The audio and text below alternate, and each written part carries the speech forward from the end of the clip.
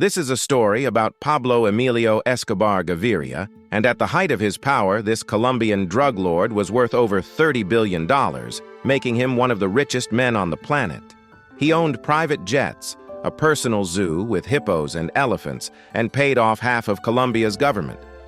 He also ordered the murders of thousands of people, bombed a commercial airliner out of the sky, and declared war on an entire country. This is the story of how a street criminal from Medellín became the most feared and wealthy drug lord in history. Pablo Escobar was born in 1949 in rural Colombia to a schoolteacher mother and farmer father. By his teens, he was already stealing tombstones, sandblasting off the names, and reselling them. He moved on to stealing cars, then smuggling cigarettes and contraband. But Escobar saw something bigger. In the early 1970s, cocaine was becoming popular in the United States, and Colombia was perfectly positioned to supply it.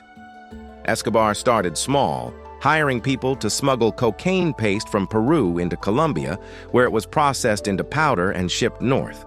But here's what nobody knew at the time. Escobar wasn't just building a drug business, he was creating a narco state within Colombia itself.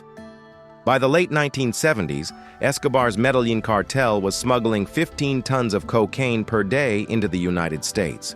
15 tons. Every single day. That's over 5,000 tons per year. The profits were so massive that Escobar reportedly spent $2,500 per month just on rubber bands to wrap his cash. He buried millions in fields and walls because he couldn't launder it fast enough. Rats ate approximately 10% of his cash reserves every year, and he considered this an acceptable business expense. His cousin and right-hand man, Gustavo Gaviria, managed the financial empire while Escobar handled operations. Together, they created the most profitable criminal enterprise in history, but Escobar's wealth came with a body count. He operated by a simple rule: plata o plomo, silver or lead, bribe or bullet. Colombian judges, politicians, journalists, and police faced a choice: accept his money or face assassination. Over 400 Colombian police officers were murdered by Escobar's sicarios, young cartel hitmen, many of them teenagers from Medellín's slums. Escobar recruited these kids, paid them well, and sent them out to kill. He didn't just murder his enemies, he murdered their families. He bombed entire buildings. In 1989, he ordered the bombing of Avianca Flight 203, killing all 107 people on board, just to eliminate one politician who wasn't even on the flight. And it gets worse. When the Colombian government tried to extradite him to the United States, Escobar launched a terror campaign that brought the country to its knees. He offered bounties for dead police officers. He bombed government buildings, shopping centers, and police stations. His campaign of terror killed hundreds of civilians.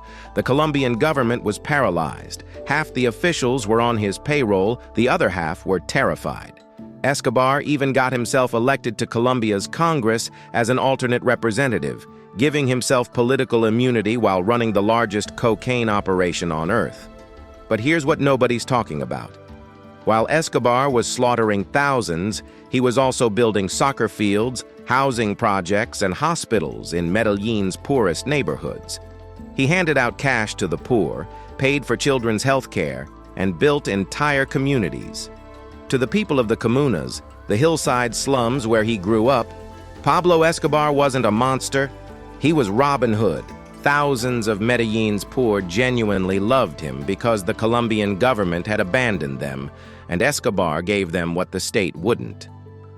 This is how he hid for years. The people protected him, even as his violence consumed their city. By 1991, the pressure became too intense. The Colombian government, with American DEA assistance, was closing in. But then Escobar did something brilliant. He negotiated a surrender deal. He would turn himself in, but only to a prison of his own design. The Colombian government, desperate to end the violence, agreed. Escobar built himself a luxury prison called La Catedral, the Cathedral. It had a soccer field, a bar, a jacuzzi, and waterfalls. He continued running his empire from inside, ordering hits, moving cocaine, and living in comfort.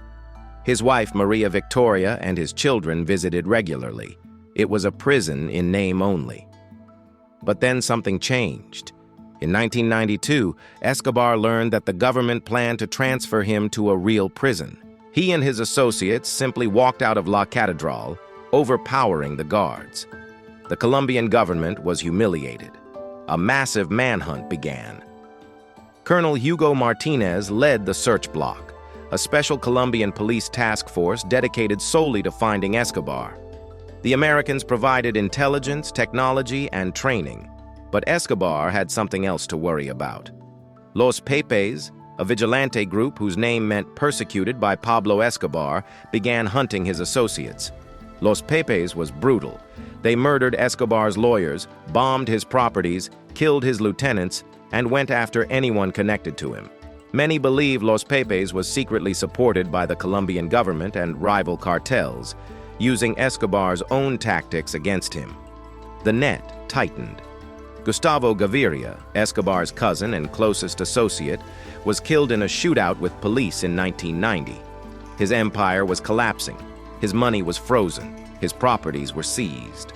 Escobar spent over a year on the run, moving between safe houses in Medellín, never sleeping in the same place twice. He was constantly moving, paranoid and isolated. The man who once owned Colombia was now trapped in a single city, hunted by Colombian police, American agents, rival cartels, and his own enemies seeking revenge. On December 2, 1993, Colombian police traced a phone call Escobar made to his son. They surrounded a middle-class house in Medellín where he was hiding. Escobar tried to escape across the rooftops with his bodyguard. The search block opened fire. Escobar was hit 3 times, once in the leg, once in the torso, and once through the ear. He died on that rooftop at age 44. Photos of his body were displayed worldwide. The man who terrorized Colombia, who murdered thousands, who built a $30 billion empire, died running across a clay tile roof, shot down like a cornered animal. But here's the question that haunts Colombia. Escobar left behind a complicated legacy. To some, he's a terrorist who murdered innocents and corrupted an entire nation. To others, especially in Medellín's poorest neighborhoods, he's the man who built their